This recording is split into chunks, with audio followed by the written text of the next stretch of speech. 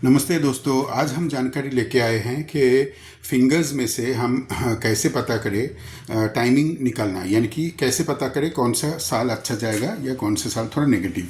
इस संदर्भ में हम लोग ऐसे देखते हैं कि ये जो राइट हैंड है, राइट हैंड में जो सबसे लिटिल वाली फिंगर है वो सबसे नीचे वाले जो पोर है उसमें पहला साल, फिर दूसरा, दो, फिर तीन, फिर चार, पाँच, रिंग फिंगर में सबसे नीचे वाले पोर में चौथा, फिर पाँचवा, फिर छठवा, इस तरह से थंब तक 15 साल होता है। ये साल है।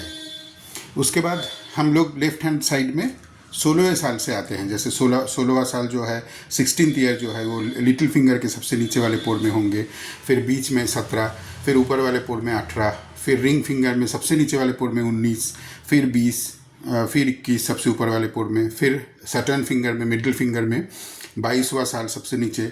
ये लेफ्ट हैंड में 30 साल तक इस तरह से आता है। अच्छा, इसके बाद फिर राइट हैंड में फिर आएगा, राइट हैंड साइड में।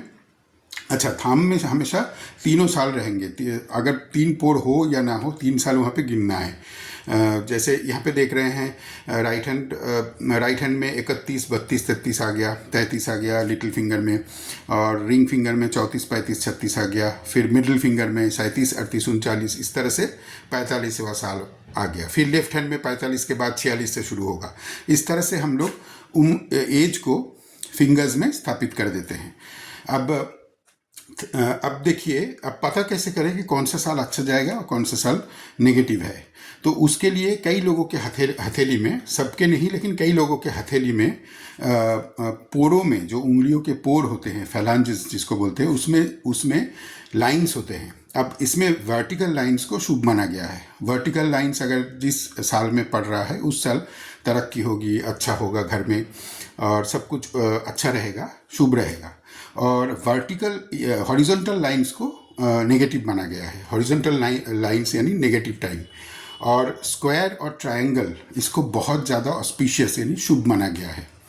तो अगर जैसे इस हथेली के अनुसार अगर देखिए, रिंग फिंगर के बीच वाले पोर में एक ब्लैक डॉट है, इसको अशुभ मानते हैं। तो ये रिंग फिंगर के बीच वाला पोर यानी 35th ईयर हो गया। तो 35वां साल जो है इस इंसान का तकलीफ दे रहेगा। किस हिसाब से? रिंग फिंगर सन माउंट के ऊपर खड़ी होती है, तो सूर्य का गुण इसमें रहेगा। तो रिंग फिंगर में अगर ब्लैक डॉट या क्रॉस हो रहा है तो उस साल में, जैसे 35वें साल में, इनका अपयश हो सकता है, आर्थिक परेशानी का सामना करना पड़ सकता है, बदनामी हो सकती है। इस टाइप से हमको समझना चाहिए। जैसे मिडिल फिंगर में आड़ी रेखाएं है तो ये बहुत ज़्यादा संघर्ष को बताता है। लोग पीछे पड़ते हैं, क्योंकि आड़ी रेखाओं को पहले के समय आड़ी रेखाओं को इंडियन केमिस्ट्री में शत्रुओं का संख्या पहले गिनी जाती थी आड़ी रेखाओं के माध्यम से।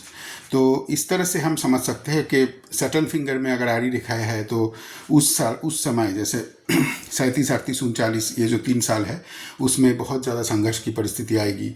जिस पोर में रहेगा उस साल में ज़्यादा आएगी। तो ये पिन पॉइंट एक्यूरेसी से जब कोई इवेंट प्रिडिक्शन करना हो तो इस सिस्टम को दिमाग में रख के चलना चाहिए। अच्छा, ये सिस्टम कुछ ग्रंथों में, कुछ किताबों में इस सिस्टम को थोड़ा सा चेंज करके दिया गया है। जैसे मैं यहाँ पे दे रहा हूँ आपको, दिख रहा है लिटिल फिंगर के सबसे ऊपर वाला पोर 1 साल, फिर बीच वाला 2, फिर तीसरा सबसे नीचे वाला पोर जो एक्चुअली पहला पोर है उसको तीसरा साल, फिर रिंग फिंगर के सबसे ऊपर वाला पोर चौथा साल, फिर बीच वाला 5वां। इस तरह से भी कई ग्रंथों में दिया हुआ है। तो दोनों सिस्टम को दिमाग में रख के हम चलते हैं। और जब भी कोई जैसे एक्यूरेट प्रेडिक्शन की बात आती है, एक्यूरेसी जहाँ पे चाहिए, तब ये सिस्टम बहुत अच्छा काम करता है। लेकिन ये पूरी तरह से इंडियन सिस्टम है।